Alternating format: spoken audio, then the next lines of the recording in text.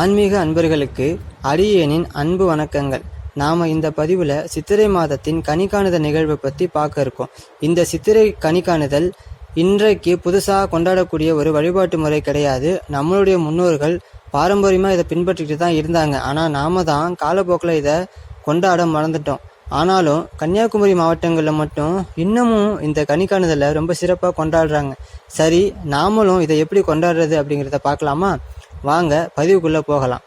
அதுக்கு முன்னாடி நீங்கள் இப்போ தான் நம்ம சேனலை முதல் முறையாக பார்க்குறீங்க அப்படின்னா மறந்துடாமல் நம்ம சேனலை சப்ஸ்கிரைப் பண்ணுங்கள். கூடவே பக்கத்தில் இருக்கக்கூடிய அந்த பெல் ஐக்கானே கிளிக் பண்ணுங்கள். அப்போ தான் நாம் அடுத்தடுத்து போடக்கூடிய வீடியோக்கள் உடனுக்குடனே உங்களுக்கு வந்து சேரும். பங்குனி மாதத்தினுடைய கடைசி நாள் அன்னைக்கு, அதாவது சித்திரை வருஷ பருப்புக்கு நாள் சாயந்தரமாக வீட்டில் ஒரு தாம்பாளத்தை எடுத்துக்கோங்க. அந்த தாம்பாளத்தில் வெத்தலை, பாக்கு, வாழைப்பழம், ஒரே ஒரு எலுமிச்சம்பழம், ஒரு முகம் பார்க்குற கண்ணாடி, குங்குமம், நாம் அன்றாடம் செலவழிக்கக்கூடிய நாணயம், அதாவது நம்ம நாட்டில் இருக்கக்கூடிய நாணயம், வாசனை நிரம்பிய மலர்களையும் வைக்கணும். இது மட்டும் இல்லாமல் உங்களுக்கு கிடைக்கக்கூடிய மற்ற பழங்கள், அதாவது ஆப்பிளோ, ஆரஞ்சோ, அன்னாசி பழமோ, உங்களுக்கு வேறு என்னென்ன பழங்கள்லாம் கிடைக்குதோ அந்த பழங்களையும் நீங்கள் விருப்பப்படுற பழங்களை அந்த தாம்பாளத்தில் வச்சுக்கலாம். அது தங்க நகைகளை அதில் வைக்கணும்னு ஆசைப்பட்டிங்கன்னா அதையும் வைக்கலாம். வெள்ளி நாணயங்கள், தங்க காசுகள், இதை மாதிரி உங்களுக்கு என்னென்ன பொருட்கள் அதில் வைக்கணும்னு விருப்பம் இருக்கோ வைக்கலாம்.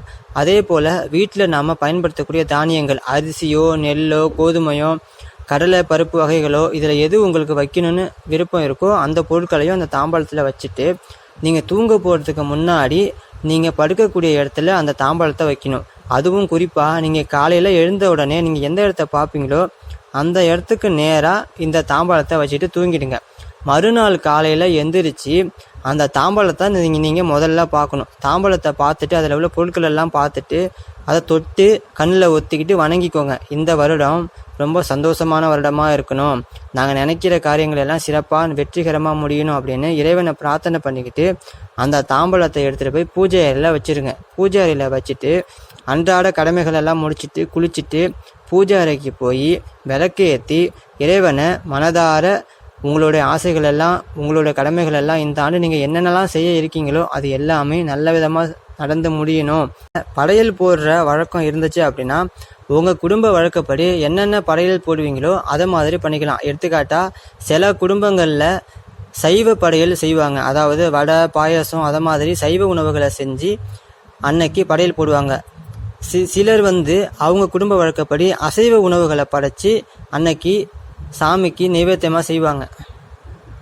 முக்கியமாக நீங்கள் அன்னைக்கு செய்யக்கூடியது வேப்பம்பூ ரசமும் மாங்காய் பச்சடியும் செஞ்சு இறைவனுக்கு அன்னைக்கு நைவேத்தியமாக படைக்கணும். அதாவது மாங்காய் பச்சடியில் மாங்காவும் சர்க்கரையும் சேர்த்து இனிப்பு பச்சடி, வேப்பம்பூ ரசம், இது கட்டாயம் நீங்கள் செஞ்சு அன்னைக்கு இறைவனுக்கு நைவேத்தியமாக படைச்சிங்க அப்படின்னா நிறைய நன்மைகள் நடக்கும் அப்படிங்கிறது பெரியோர்களுடைய வாக்காக அமைஞ்சிருக்கு.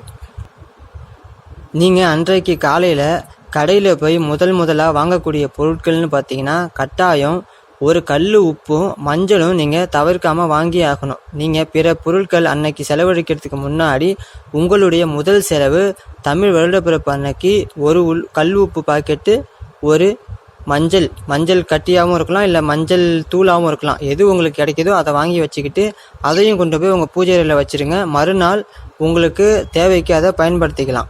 அதே மாதிரி உங்களால் முடியணும் அப்படின்னா அன்னைக்கு யாருக்காவது வயிறார சாப்பாடு போட முடியும் அப்படின்னா சாப்பாடு போடலாம். இல்லை யாருக்காவது சாப்பாடு வாங்கி கொடுக்க முடியும் அப்படின்னா வாங்கி கொடுக்கலாம்.